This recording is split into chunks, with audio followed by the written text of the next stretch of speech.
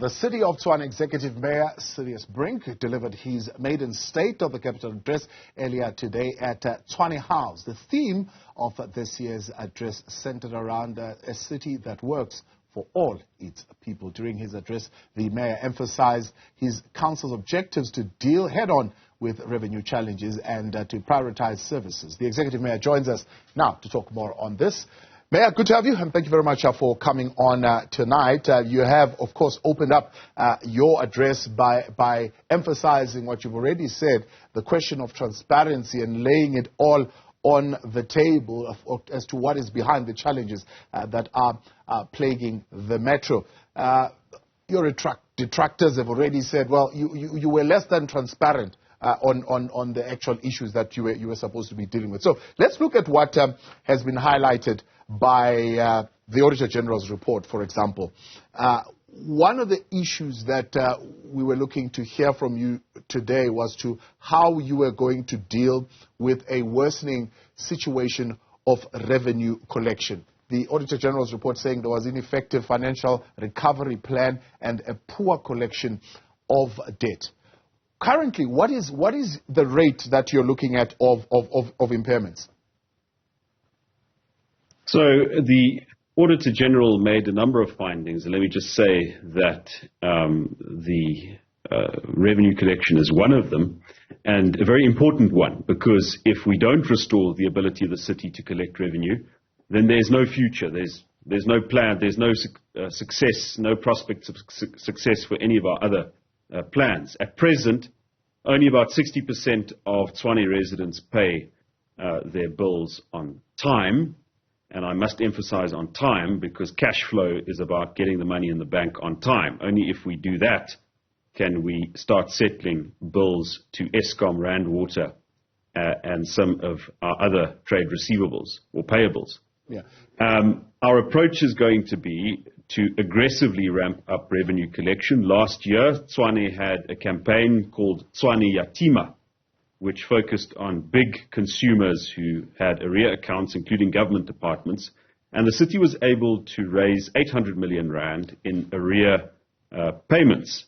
Yeah. Now, our approach is going to be similar, only it's not going to be a campaign. It is going to become a standard operating procedure with maximum focus being on those large users of water and electricity that don't pay their bill and property rates, don't pay their property rates, and to focus the attention of the city on that. There will also be certain changes in the revenue management division, the way that it operates personnel, in order to fulfill this mission effectively. But the important message will be that there will be consequences for folks who have not made diligent attempts to either pay their bills or to make payment arrangements. There has to be these consequences, and on the side of the metro, we have to ensure that our billing is accurate, that reconciliations are done, and that instances where credit control contractors have demanded or taken bribes for illegal connections, that those instances be investigated and those contractors be terminated.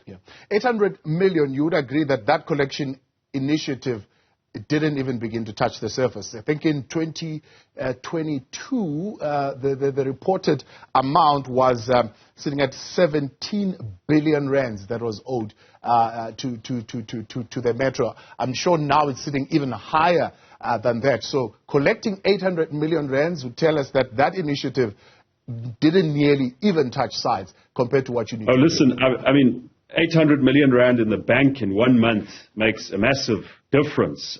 You can have 17 billion owed to you, but if you don't have the ability to collect that in a particular period of time. So 800 million rand is not to be scoffed at. But of course, there's a bigger issue. There's a major culture of non-payment. And I think, as you suggested, our debt impairment policy and the approach to that is not effective. So realistically, we'll have to assess that 17 billion and determine how much of that can in fact still be collected, how much of that is so old that it is probably best, and there will be benefits in terms of VAT and so on, to consider its write-off. But obviously we also have to be very careful when writing off as to not make this culture of non-payment worse than it is. Yes. But absolutely, I was completely candid in my State of the City address. You know, I've been in the position for about 50 days, and so I must make good on my commitment to share with the public and disclose fully the extent of the city's financial trouble. If we don't do that, then we stand no chance of actually redressing the situation. Yeah. 60% of those who at least attempt to pay, others are saying if you look at that number even closer, those who actually pay, it's even less than that. I think it's just on the other side of 20%, where others are paying half. In fact, they at least are behind by about 3 months, and in 4 years, you find that particular cohort is owing the city close to a year. But my point is this: that those who are looking at this in the opposition are saying, reason is this: the economy is not good, people can't afford to pay, and the current rates of the city are unaffordable, and therefore you might have difficulty ever collecting that amount of money. So cost of living is a reality. Revenue collection in most municipalities didn't recover to pre-COVID and pre-lockdown levels. But I don't think it's accurate as a universal statement just to accept that folks can't pay and so, we can't do much about it. I think there are many households who do pay their bills. They just don't pay their municipal bills because our revenue collection is ineffective. Whereas Absa Bank and MultiChoice and, folks who extend car finance and credit are taking the steps needed to enforce those payments and including, taking back assets and terminating services. That is not consistently the case in the city of Tshwane, and that is something we urgently need to address. On top of that, we also need to address instances where councillors and officials of the city don't pay their bills, or even encourage residents not to pay their bills by making statements such as, it's too unaffordable and so on. So there is a cost of living crunch in the country, and therefore there is also the ability to come to the municipality and make payment arrangements to say, I can't put this big bill that I've run up. Please assist me. Restrict my consumption. Let's see if we can make a deal. There's also provision for the poorest of the poor to benefit from the city's indigent policy and the basic portion of free basic services. So those are all solutions put in place to assist people who struggle. And of course we accept that many households won't be able to pay the full bill. But I think there are many consumers who can afford to pay, and it's simply because our credit control policies have not been effective enough that they haven't paid. Yeah. But would you say, for example, on things like electricity, the constant tariff increases, others would say that have by and large been above inflation, including the one that you're going to put now, which of course has been brought on by the NESA tariff, certainly puts electricity at quite a high rate for the people of the metro, and others even arguing that probably that rate making the metro one of the most expensive metros. Well, no, I wouldn't say Tshwane is one of the most expensive metros. I think most of the municipalities in this country have had to absorb these crazy increases approved by NERSA for the benefit of Eskom and solving their problems. My predecessor for the multi-party coalition in Tshwane, Randall Williams, argued vehemently against these tariff increases, as have colleagues of mine such as Jordan Hill-Lewis, but NERSA approved them.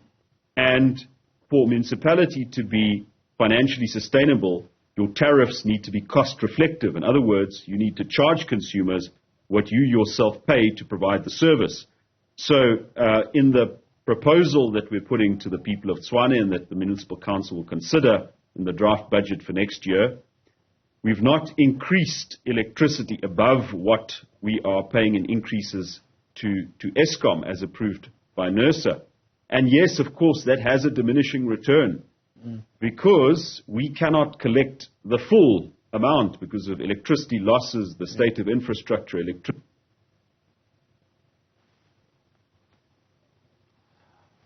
Unfortunately, we could have probably lost the executive mayor there on that particular connection. That is the executive mayor of the city of Tshwane, Cilliers Brink, was presenting his maiden State of the City address and, of course, making some commitment around that. Mayor, we could have lost you there a little bit. Of course, we've got you back now. I was saying to you that as you are on that question of electricity, how much profit do you make on it, considering what you've mentioned, the losses that you make? I mean, in one report I saw that they amount to at least 30% of the revenue of the city that you actually lose, or it's stolen in some form or way. In percentage terms, how much profit do you make out of electricity? So we are meant to make a small surplus. It's not called a profit because it's not a business, but a small surplus on the sale of electricity, mainly to invest that money on the maintenance of our infrastructure. But due to various factors, including the effect of back-to-back stage 5 and stage 6 load shedding, in many instances we aren't making a profit on the sale of electricity. So it's not true that you make about 40% of the surplus? About 30%, so that should be fair, but that doesn't happen, especially when stage 5 and 6 load shedding is announced, because what happens is the municipality purchases electricity from Eskom to supply it at peak demand to our own consumers. But when we are meant to supply the peak demand, load shedding is announced at a moment's notice, and we can't sell that electricity, and that creates a serious distortion in our payments. So one of the plans that we have to execute, that we've put on the table, is to generate at least 1,000 megawatts of our own electricity, or to purchase that, a combination of own generation and purchasing from IPPs, independent of Eskom, within the next 3 years. That will certainly mitigate the effect of load shedding on our electricity sales and our electricity distribution business. But yes, of course, those electricity losses, 30% of what we purchase is lost due to theft, due to the state of infrastructure and so forth. And so we will have to find innovative ways to invest in the infrastructure so to make sure that we don't incur those losses, or at least reduce them over time. So now that we are there, let's talk about that, Mayor, because you're raising it. It's part of the findings of the Auditor General as well, inappropriate asset management to the point where it hampers service delivery because infrastructure is not being taken care of. How much are you putting aside for infrastructure maintenance? So about 330 million in the draft budget, and remember we haven't reached the point where we've approved the budget. It's still open for public participation, so we'll get to that, but about 350 million for repairs and maintenance. Now, repairs and maintenance is to maintain what we have at present.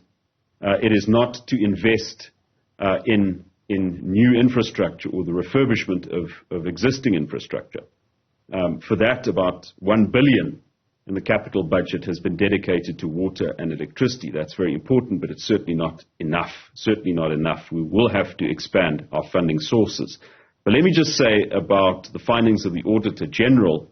It is far more nuanced in regards to assets, property, plant, and equipment as simply not maintaining the assets. It is the whole classification, the financial classification of different assets, their valuation, extremely complicated process. And as I mentioned in my address today, that is one aspect of the Auditor General that is so complicated that it's probably going to take more than one financial year to fix. Yeah.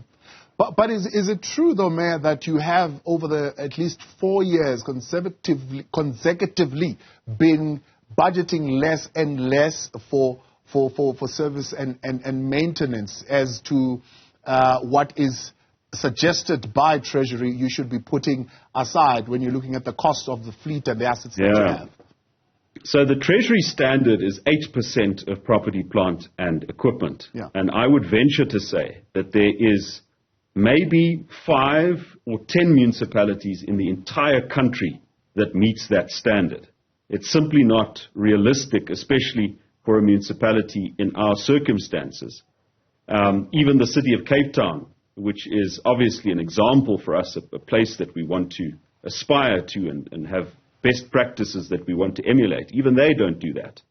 One alternative to spending that amount on repairs and maintenance is to have a bigger capital budget, so to replace assets out of life cycle instead of spending a whole lot of money to maintain old ones. But the reality is that the city of Tshwane has had to budget for what we can realistically raise in terms of revenue and realistically source in terms of capital. So that is a good financial management practice, but it also shows you the financial decline of the city and perhaps the financial or the decline of our economy. And it is in the face of these challenges that we really have to find innovative ways of sourcing capital, funding, and partnering with international institutions, including development institutions, to find innovative ways to refurbish infrastructure and to deliver services in a sustainable way. But what does that mean then in terms of the cuts that this results in? I mean, on transport and maintenance, on maintaining water reticulation, fixing burst pipes, sanitation, on energy. You're speaking now about, for example, getting 1,000 megawatts of energy and electricity being built up. If you are going to be cutting, because, as you're saying, at this particular point, you can't afford to be setting aside that amount of money. So the simple answer is that the money is going to have to come from the private sector in part. If we look at electricity generation, if we look at the assets of the city, for instance, the Rooiwal power station, the Pretoria West power station, we can really only turn those into assets that can generate electricity by partnerships with the private sector. And so our electricity task team will be releasing a request for proposals where we go to the market and say, what sort of resources can you bring to utilize this asset? And we see if we structure it as a lease or some other kind of agreement. But the simple point is, with a 2.5 billion rand capital budget, the city of Tshwane is simply not in a position to do those things with our own resources, and yet they have to be done. So it's time for innovative thinking, and I hope that that is clear enough. But the second point is, we also have to learn to do more with what we have. We're currently partnering with the Danish embassy, and they're assisting us with developing the expertise to, for example, detect leaks proactively in the sense of before the pipe bursts or before the water bubbles out, when you've already lost too much water, to proactively detect leaks, to better manage our wastewater, to reduce water losses, which, similar to electricity losses, is a drain on our revenue. And hopefully with that intellectual property, we'll be able to make smarter decisions. But the simple point is we've got to have to do more with less. Welcome back. Thanks for staying on In Focus. We are wrapping up now a conversation with the City of Tshwane Executive Mayor Cilliers Brink.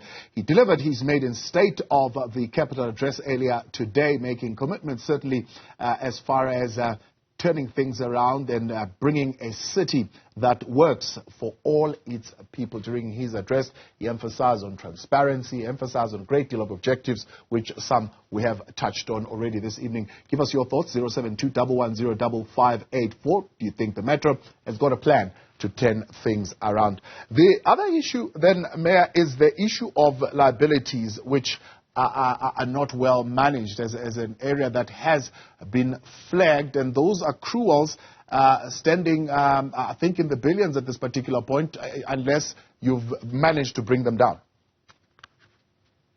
So the payables of the municipality is one important aspect that will have to be carefully managed.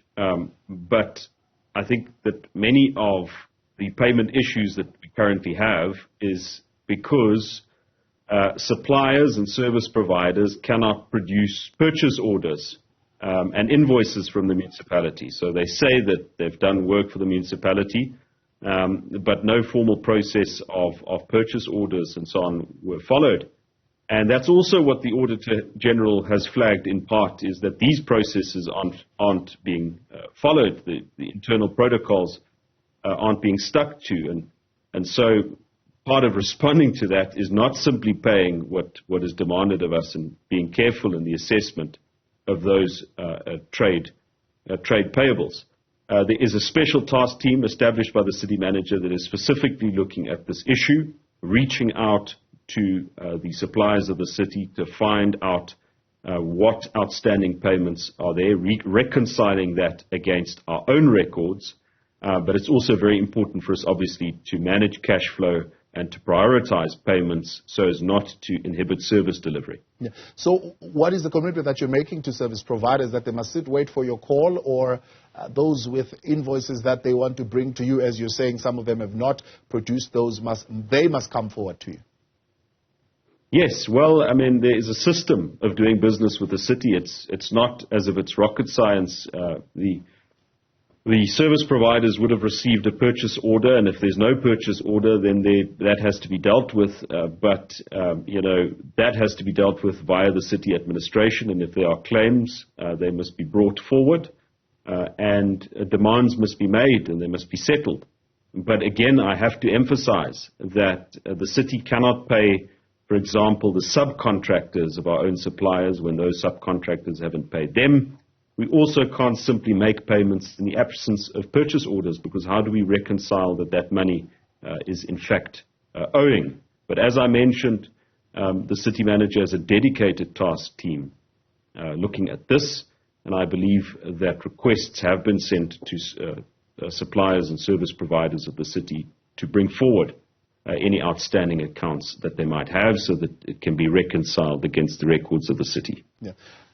From what I'm hearing and from what you said earlier on, the city is not on terra firma yet. You've got your hand steadily on the steering wheel. How long do you think it will take to at least steer the city into some kind of a solid ground? So the next few months are going to be critical, a test of our ability to ramp up revenue collection and to restore systems and controls which had been broken down. I can honestly say to you that I don't expect us to receive a clean or even an unqualified audit for the present financial year. In other words, the year that ends now in June. But I think it's certainly possible to stabilize the financial situation, to improve the cash flow in the next financial year. That's the one starting on the 1st of July of this year. And for that financial year, to achieve at least an unqualified audit. Mayor, appreciate your time. Thanks so much for coming on. That is the Mayor of the City of Tshwane there, Cilliers Brink. Your thoughts on that conversation, 072-110-5584, or tweet us tonight at Newzroom405. Is the city on its way to stability is the question we're asking tonight.